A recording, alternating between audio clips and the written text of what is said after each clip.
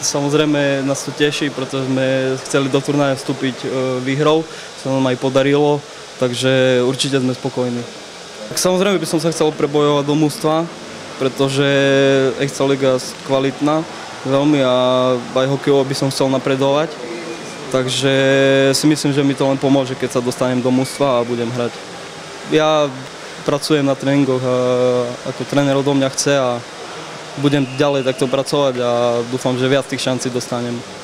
Koho neláka zahraničie, skúsiť niečo, ale tak hlavne treba doma ukázať niečo, a hlavne za mužov, pretože si myslím, že je to kvalitná súťaž a si myslím, že keby mi tu vyjde sezóna, tak si myslím, že to je celkom odrazový mostík pre mladých hráčov do zahraničia.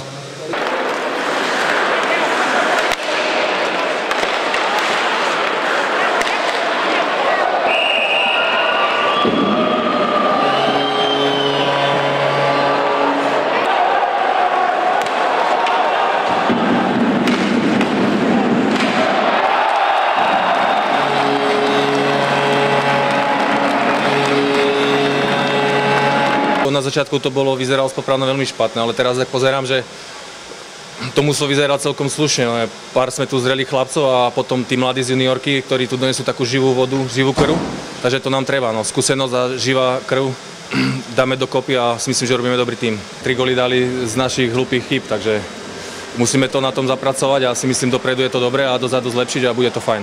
Chceli by sme to vyhrať, ale hovorím, každý zápas je iný a si myslím, že tí 20-kári majú tam Bokroša trénera, takže on je priam ideálny na bránenie, takže musíme dať nejaké rýchle góly a bude to dobre. Ja nie som nikdy strelec nebol a nechcem sa tu rovnať nejakého strelca Popradu, ale chcem ťahať s jedným tímom a za jeden povrať všetci a kto dá gól, či mladý Girgier, dneska 18-ročný chlapec, super dal 2 góly a keď on potiahne na budúce ja, na budúce ďalší, tak to bude len dobre.